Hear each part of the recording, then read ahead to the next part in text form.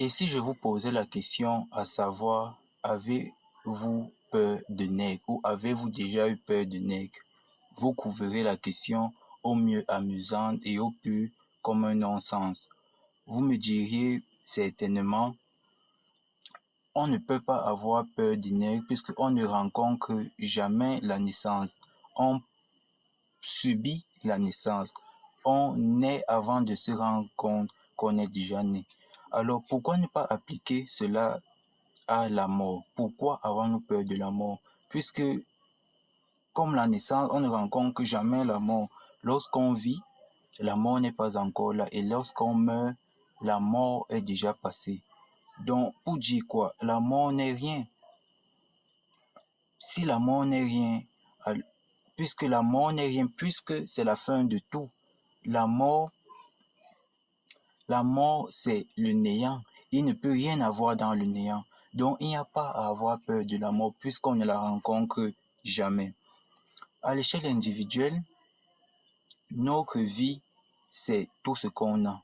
Et la mort, c'est la fin de notre vie, c'est la fin du monde, c'est la fin de notre monde.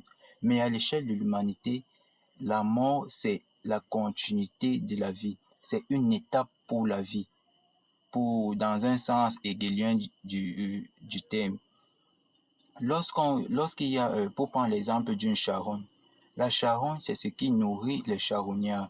Lorsqu'on voit peut-être une charogne d'un animal, sur la charogne, vous verrez des mouches, des asticots, des charognards, des hyènes, des loups, des chiens, qui se nourriront donc de la charogne pour pouvoir survivre. Et la charogne nourrira aussi le sol qui produira des arbres, qui produiront des fruits, qui à leur tour nourriront les oiseaux et tous les êtres vivants. Donc, la mort, donc, à l'échelle de l'humanité ici, est une étape nécessaire à la vie.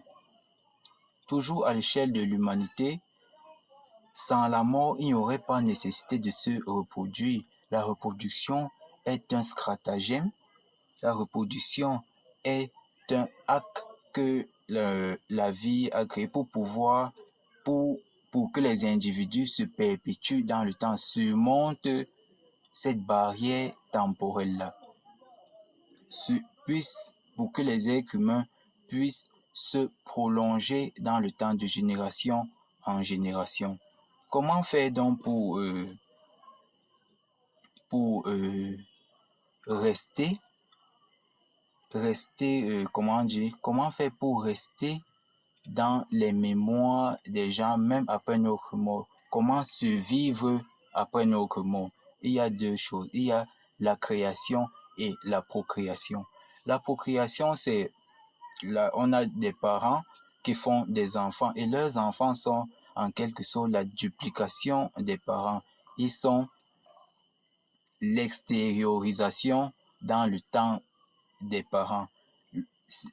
L'enfant est pour le parent un autre lui qui logiquement mourra après lui et qui survivra dans le temps bien plus que lui.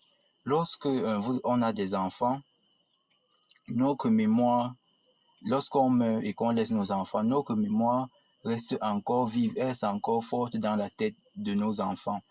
Mais lorsque nos enfants, à leur tour, ils ont leurs enfants qui seront nos petits-fils, ils n'auront plus cette mémoire aussi fraîche, aussi vive de nous, aussi fraîche, aussi vive de nous dans leur mémoire. Et lorsqu'on aura même des arrière-petits-enfants, ils verront seulement accrocher sur le mur nos photos.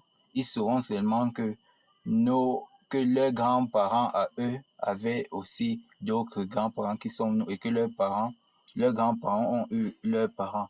Mais ils n'auront plus cette flamme-là, cette mémoire de nous. La deuxième chose, la création. La création, contrairement à la procréation, permet à plus survivre dans les esprits des gens. Pour parler de la création, de qui se souvenons-nous, de qui se souvient-on le plus dans l'histoire du monde? On se souvient des héros, des grands hommes, des empereurs, des présidents. Lorsque Lorsque les guerriers de l'Empire Sparte étaient fiers de mourir au combat, c'est parce que mourir au combat, c'était leur rendre service, ça permet de les élever à un rang divin. Ils savaient que leur nom serait prolongé dans la prospérité de leur génération. Chez les chrétiens, on a l'exemple de Jésus. Le sacrifice de Jésus a permis une divinisation de Jésus. Ça l'a porté au rang de saint. Même en philosophie, chez Socrate, qui a été aussi condamné à mort, qui, après sa condamnation, il a été élevé au rang presque divin, puisqu'aujourd'hui, Socrate est considéré comme le père spirituel chez les philosophes. Vous l'aurez donc compris, la mort, c'est comme les SDF. C'est quand c'est sous nos yeux qu'on s'en soucie. Je vous remercie.